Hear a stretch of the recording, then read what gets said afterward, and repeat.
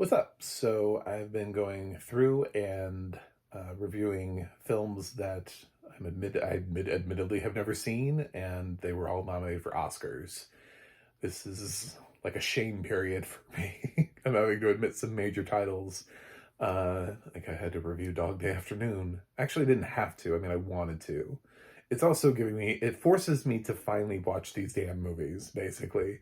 So I'm trying to prioritize audio description. I'm also trying to get at least the title off of every streaming service. So this is An Officer and a Gentleman, and this is on Max with audio description. Yay! Look at that. This film stars Richard Gere, Deborah Winger, David Keith, uh, Louis Gossett Jr. It's directed by Taylor Hackford. I didn't even realize Taylor Hackford was directing films back in 1982, but cool. He's older than I thought he was. Taylor Hackford went on to direct Ray and Ant-Man. He's the director of Ant-Man. He replaced Edgar Wright as the director of Ant-Man. So he's had some films that you've seen, even if you haven't seen this film. I've seen Taylor Hackford's film. I know what he's up to. He did get a DGA nomination for this, so kudos again, Taylor Hackford. You're just surprising me left and right. I should have actually stared at your IMDb page at some point in my lifetime. Um, and I have a lot of thoughts on this film, but it was nominated. It actually won for Best Original Song for Love Lift Us Up Where We Belong. I hope you like that. That was the best job I'm going to give you. It plays during the credits. So, we used to do this with pop songs. They used to actually want to be in movies because it used to help them chart. If you got your song into a popular movie, some movies basically launched many songs. I mean, look at The Bodyguard. Like, that soundtrack is known for being epic for one reason, and it's the music. So, so I'm not surprised that one of the most recognizable pop songs came out of this film, and then it also won the Oscar. It was nominated also for Louis Gossett Jr. for supporting actor, who also managed to get a Golden Globe nomination. But it's really funny, he didn't get a BAFTA nomination. Oh, he's black. Oh, that's right. This is in 1982. Okay. So, totally understand. Totes my goats. Anyway, BAFTA's not known for. Denzel Washington's never been nominated for BAFTA. I'm gonna let that sink in with you. Just absorb that.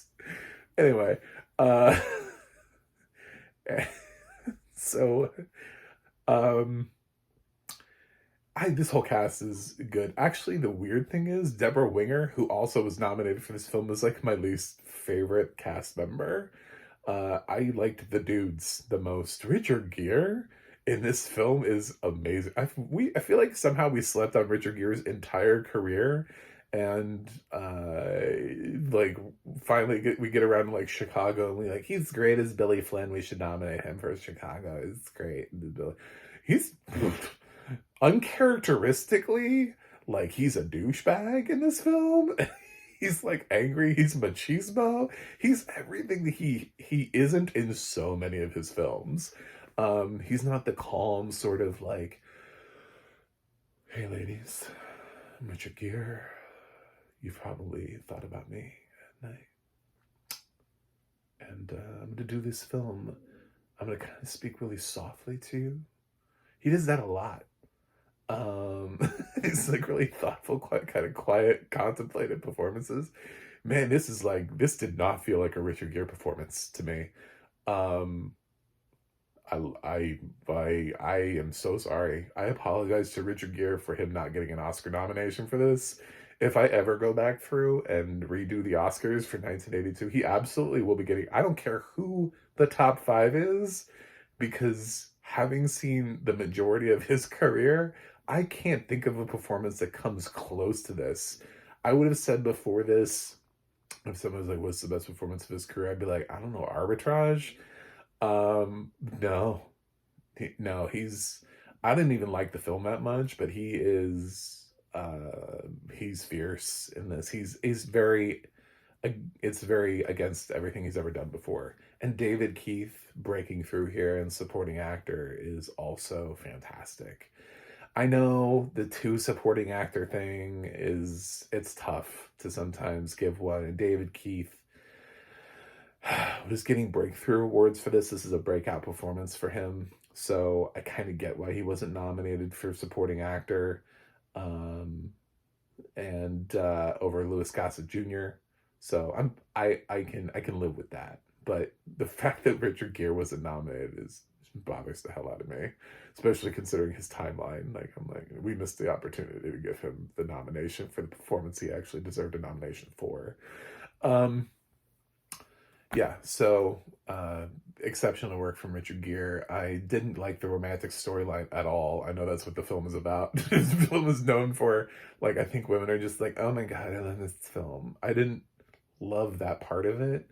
I love the struggle of this guy trying to become an officer who's not really he's not really material. You know what I'm saying? Like he's rough around the edges, and the film is about shaping him into being an officer. And you could argue that maybe Deborah Winger's character helps to do that, but I'd argue that Keith David's character does, or David Keith.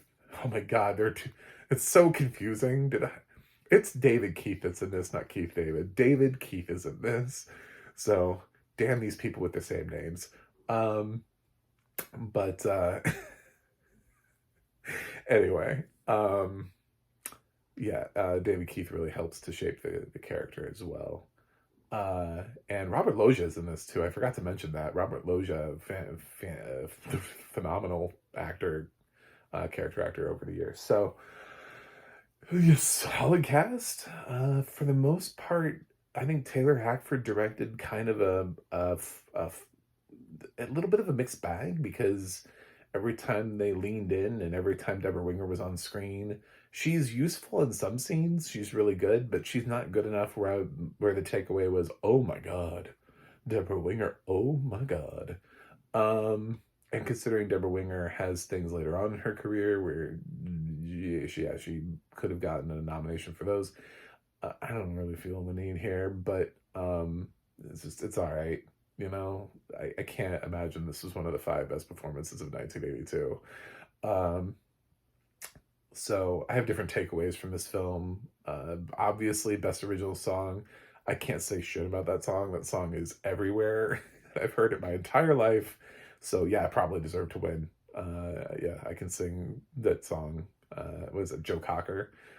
Yeah, yeah.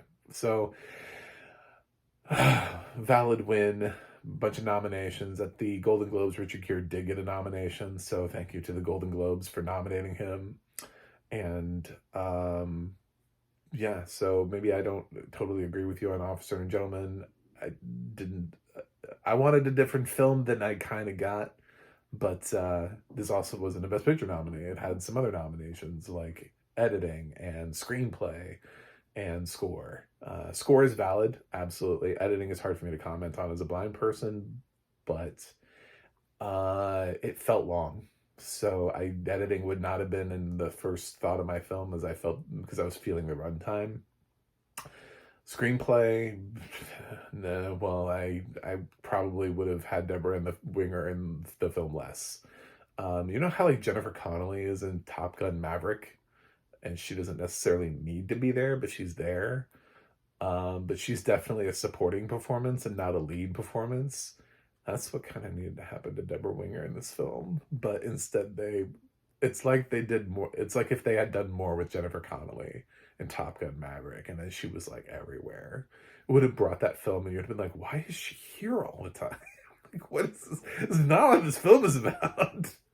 It kind of just feels like that a little bit. Anyway, yeah, so maybe that's the dude in me, but I love rom-coms and romantic dramas, and I cry in them too. So this didn't work for me. It worked for me with something else. Audio description felt a few years old, and I sat through the whole damn thing, and it didn't tell me who did it, so I have no context. But it didn't sound like something that had been made within like the last 5 years. It just I'm not going to say it sounds bad. There's there are some, there's, you know, we get better and our equipment gets better. And this just sounds like audio description that if I had to guess was recorded at least more than 5 years ago. So this one has had audio description for a while, and Max, thank you for hosting it. But I'm going to give An Officer and a Gentleman a B, and most of that is because Richard Gere was amazing in this film. Um, yeah, so anyway, watch it for that. Anyway, I'm gonna keep moving through Oscar films I've never seen before. So click subscribe. We'll talk about some audio descriptions, some other films on so on the website, macmovieguy.com. You can follow me on X or Instagram, MacMovieGuy. You can go to the audio description project, adp.acb.org. It'll let you know what is audio description and where you can watch it. And you can go to the adna.org. That's the adna.org, where you can see who's narrating your favorite films and television series. That's it for me today. I will watch something else and see you guys on the other side.